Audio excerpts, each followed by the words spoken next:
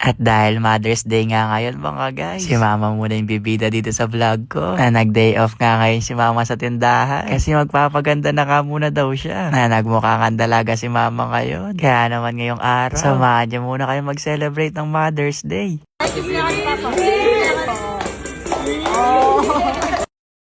May dala na naman nga akong bulaklak dito mga guys. Na para kanino kaya to? Na actually binigay nga lang sa akin to. Pero dahil Mother's Day nga ngayon, ibibigay ko rin to kay mama.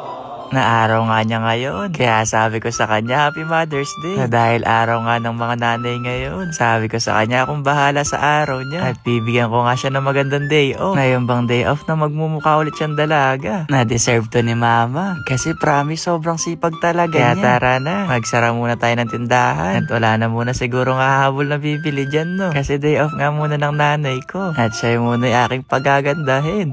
Kaya naman pumasok na ako sa mahiwagang kwarto para makapag-transition na. O, diba? Mukha na ulit tayong tao.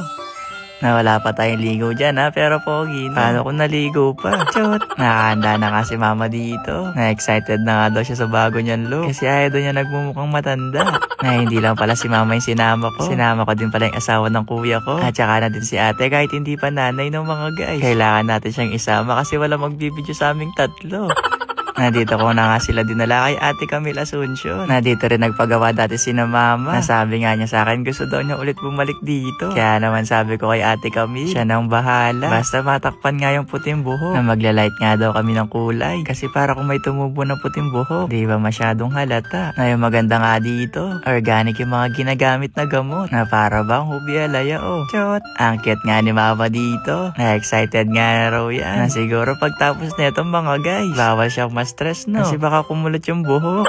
Ang bilis nga lang nila dito. Kasi natapos na nga rin yung kay Ate Vivian. Naunat na nga yung buhok. Na habang nakaupo nga ako dito, may nakita ko parang kamukha ni ate. Ayan o, kamukhang kamukha niya talaga. Ay siya pala yan. Na nagpatone nga siya ng kulay na buhok. Nagpa-treatment na din. Para ba mas lumambot lalo yung buhok niya. Gumanda nga si ate dito. Lalo na dito sa part na nakatalikod siya oh. Nasabi ko siya sa kanya, wag mo na nga harap. Medyo nagtagal nga yun kay mama. Kasi marami ngang inayos sa kanya. Nagpabalayage din kasi siya. Na-excited na ako sa kalalabasan. At syempre, pati na rin yung mga pusa dito. Excited na sa magiging look ni mama. Kaya sabi ko sa mga kaibigan kong pusa, gisingin na lang siguro nila ako kapag natapos na si mama. At makalipas nga ng ilang minuto, heto na nga ang finish look ng buhok ni mama. Na ang ganda nga ni mama ngayon. Nagmukha siyang batang tignan. Hindi naman siya mukhang senior citizen no. Na parang 40 years old lang. Kaya naman thank you ulit kay Ate Camille. Kasi napaganda niya yung Tres Marias. Na para bang napaaga yung Christmas bonus Kasi parang rebanded nga silang tatlo. Kaya naman para ma-enjoy pa nga nila yung araw nila. Dadalhin ko pa sila dito sa pinakamagandang hotel dito sa Pampanga. Dito nga yun sa Best Western Plus. Sa may Metro Clark. Na malapit lang din kami dito mga guys. Sinama ko na din sina Papa para dito na lang din matulog. At bukas na lang umuwi. Kumbaga day off talaga nila ngayon. Kaya naman welcome po sa aking bahay. Chot! Pangatlong beses na rin pala namin pumunta dito. Na gusto ko kasi yung ambience dito mga guys. Ang ganda ng interior. Ang sarap matulog. Ngayon bang parang ayaw mo munang umuwi kahit 10 araw lang no.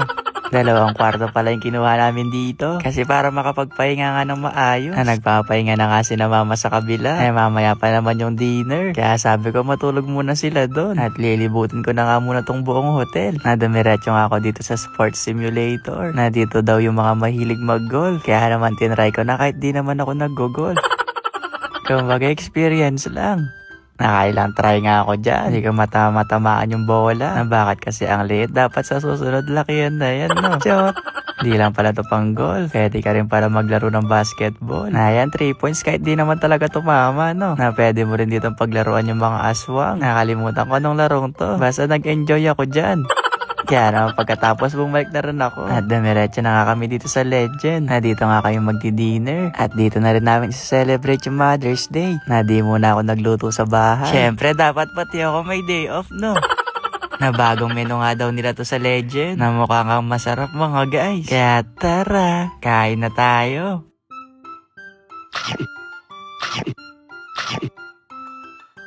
Habang kumakain nga kami dito, nagulat kami kasi may kumakanta ng happy birthday.